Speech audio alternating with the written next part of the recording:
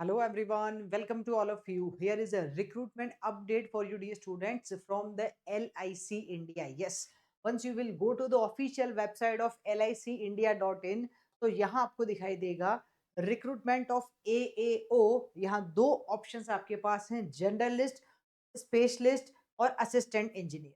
Generalist मतलब general graduate students apply कर सकते हैं, स्पेशलिस्ट में जहाँ कुछ स्पेशल कैटेगरी मांगी गई है, और यहाँ है इंजीनियरिंग स्टूडेंट्स के लिए विच इज असिस्टेंट इंजीनियर. ठीक है, तो 2025 recruitment notification journalist any graduate can apply here. आप अगर अप्लाई करना चाहते हैं you can go through this one. यहाँ आपको डाउनलोड करना मतलब you need to just click on this one, advertisement open हो जाएगा, आप अप्लाई कर सकते हैं. मैं यहाँ कवर कर रही हूँ स्पेशलिस्ट या फिर असिस्टेंट इंजीनियर वाले का. तो रिक्रूटमेंट नोटिफिकेशन जब आप यहाँ क्लिक करेंगे तो इंग्लिश और हिंदी में से जिसमें भी आपको चाहिए आप यहाँ देख सकते हैं. तो मैंने ऑलरेडी यहाँ हाईलाइट किया हुआ है, इसी पे डिस्कशन कर लेते हैं. तो I am talking about recruitment of assistant engineer AE civil और इलेक्ट्रिकल. ये जो रिक्रूटमेंट है ये सिविल और इलेक्ट्रिकल वाले बच्चों के लिए ही है. अगेन अगर आप किसी और इंजीनियरिंग ब्रांच से हैं और आप अप्लाई करना चाहते हैं तो आप जनरलिस्ट वाले मतलब जनरल ग्रेजुएट वाली कैटेगरी में अप्लाई कर सकते हैं अगर चाहें तो. ठीक है, तो यहाँ Life Insurance Corporation of India invites online application from the eligible Indian citizens for the assistant engineer civil and electrical. और दूसरा भी है असिस्टेंट एडमिनिस्ट्रेटिव ऑफिसर, जहां कुछ अलग कैटेगरी के लिए पूछा गया है, मैं अभी दिखाऊंगी वो भी आप. ठीक है, ऑनलाइन मोड ओनली. तो नंबर ऑफ वैकेंसीज यहाँ मेंशन की गई है. Total number of vacancies for assistant engineer is 81, जहाँ सिविल में 50 वैकेंसीज है और इलेक्ट्रिकल में 31 वैकेंसीज है. टोटल नंबर ऑफ वैकेंसीज 81 है बेटा यहाँ. ठीक है, जब अगर कोई बच्चा एएओ असिस्टेंट एडमिनिस्ट्रेटिव ऑफिसर में अप्लाई करना चाहता है तो उसके पास सीए होना चाहिए या सीएस या इंश्योरेंस स्पेशलिस्ट या लीगल. तो मतलब ये स्पेशलाइजेशन वाला केस है जहां इंजीनियरिंग वाले बच्चे अप्लाई नहीं कर सकते. ठीक है, चलिए फिर बात करते हैं थोड़ा और कि क्या रिक्वायरमेंट होगी, कैसे अप्लाई करना है, सब कुछ यहाँ मेंशन है.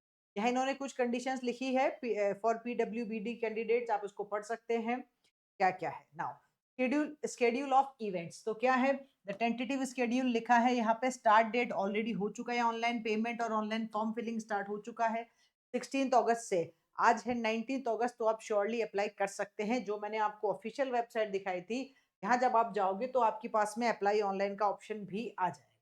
ठीक है, पहली चीज. तो हम थे यहाँ पे. ओके, लास्ट डेट कब है? लास्ट डेट है बेटा 8 सितंबर तक आप जा सकते हैं, अप्लाई कर सकते हैं. और रिक्रूटमेंट किस बेसिस पे है? रिक्रूटमेंट आपके इंजीनियरिंग बी बीटेक के बेसिस पे है, लेकिन यहाँ जो सिलेक्शन प्रोसेस है उसके अंदर रिटन टेस्ट होगा. तो रिटन टेस्ट जो होगा बेटा वो टू फेजेस में होगा, प्री और मेंस. तो प्री के लिए उन्होंने डेट लिखी है 3 अक्टूबर और मेंस के लिए लिखा है उन्होंने 8 नवंबर. और आपका एडमिट कार्ड कब आएगा? 7 डेज बिफोर द एग्जामिनेशन आपको मिल जाएगा. ठीक है, अब candidates required to regularly check this website licindia.in में करियर सेक्शन जो मैंने ओपन किया था वहां आपको ये विजिट करना होगा. वहीं से आपको जो है टाइमली बेसिस पे जो भी अपडेट आएगा आपको दिखाई देगा. अगर हम बात करें कॉल लेटर्स की तो वहां वो दिखाई देगा. ठीक है, अब एलिजिबिलिटी क्या है? तो एई के लिए एई सिविल और एई इलेक्ट्रिकल. तो पहली चीज आपको बीई बीटेक सिविल या बीई बीटेक इलेक्ट्रिकल में चाहिए, लेकिन यहाँ फ्रेशर्स अप्लाई नहीं कर सकते हैं. तो candidate should have a minimum 3 year post qualification working experience in planning and execution. यहाँ पे भी वही है, minimum 3 year post qualification working experience in planning and execution of multi storeyed building projects with all required infrastructure. तो अगर आपके पास minimum 3 year का experience है आफ्टर बी बीटेक तो आप अप्लाई कर सकते हैं, पहली चीज. दूसरा, एज लिमिट 21 से 30 के बीच में होना चाहिए. ठीक है, इसमें भी यही है 21 से 30 के बीच में होना चाहिए आपका एज लिमिट.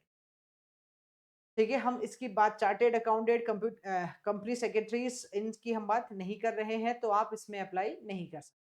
ठीक है, ऑलराइट. और कुछ यहाँ यहाँ रुको जरा.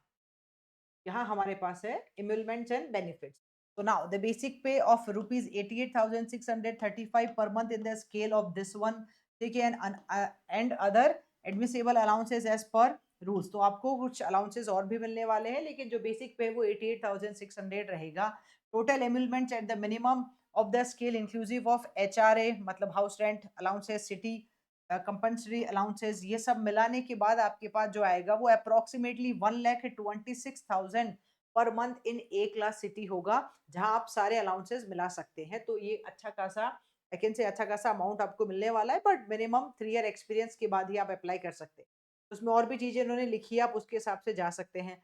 सर्विस कंडीशन रहेगी कुछ, आप देख सकते हैं। यस, प्रोबेशन पीरियड रहेगा आपका, 1 ईयर का प्रोबेशन पीरियड होगा from the date of the joining. उसके बाद वो period can be extend up to the 2 years, और उसके बाद आपके पास में जो है आपको बॉन्ड भी फिल करना होगा। नाउ यहाँ बात करते हैं एप्लीकेशन फीस, इंटीमेशन चार्जेस या ट्रांजेक्शन चार्जेस।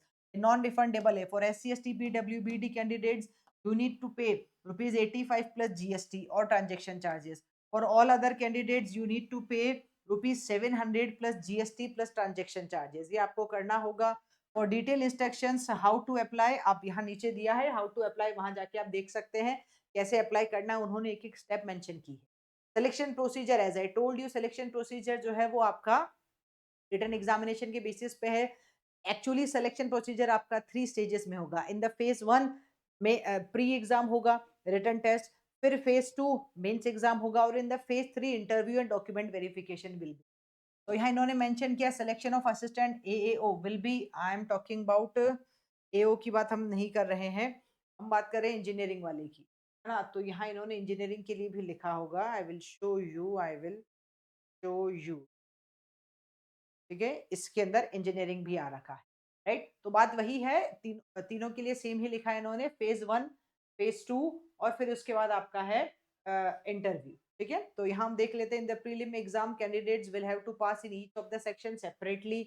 आपको मतलब पहले प्रीलिम में क्लियर होंगे तो आप मेंस में बैठ सकते हैं, और मेंस में क्लियर होंगे तो आप इंटरव्यू में जा सकते हैं।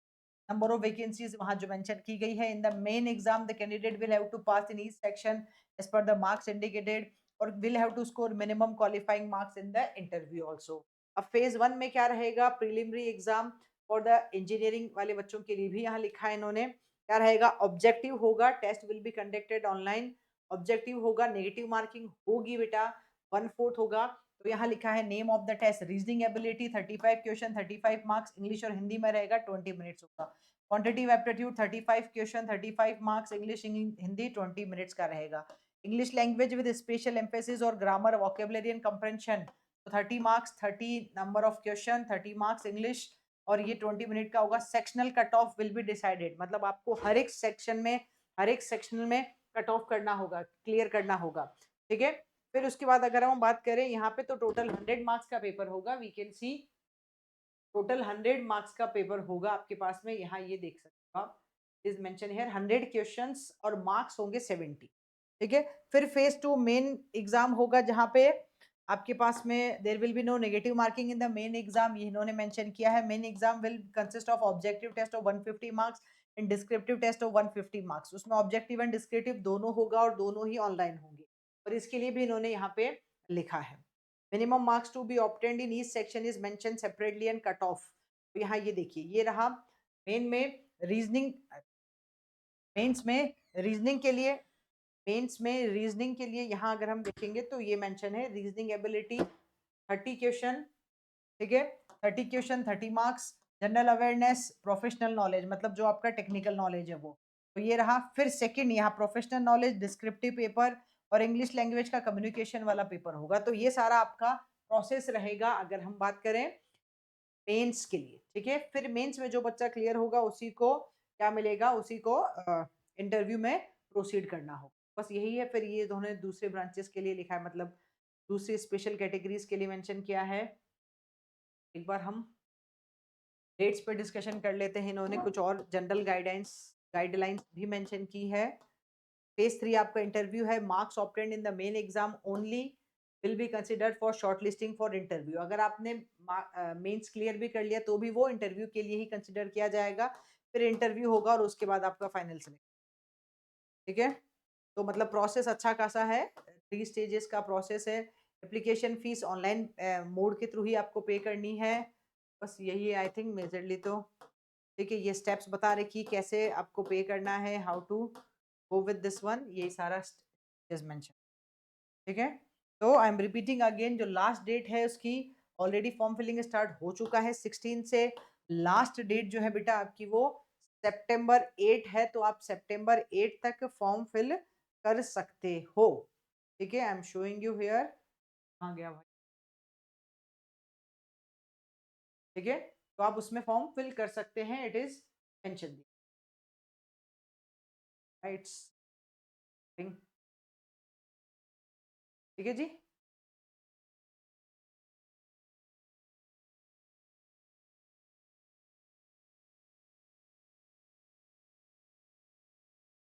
8 सितंबर, 16 अगस्त से ऑलरेडी स्टार्ट हो चुका है। एग्जाम होगा, रिटन टेस्ट, पहला एग्जाम मतलब प्री वाला 3 अक्टूबर को होने वाला है। तो प्लीज अकॉर्डिंगली आप प्रिपेयर कीजिएगा। और for more details you can visit the official website. L I C वाली जो हमने आपको ऑफिशियल वेबसाइट बताई है, ये रही ऑफिशियल वेबसाइट। आप यहाँ LICindia.in पे विजिट कर सकते हैं। Right guys, keep learning, keep sharing and thank you.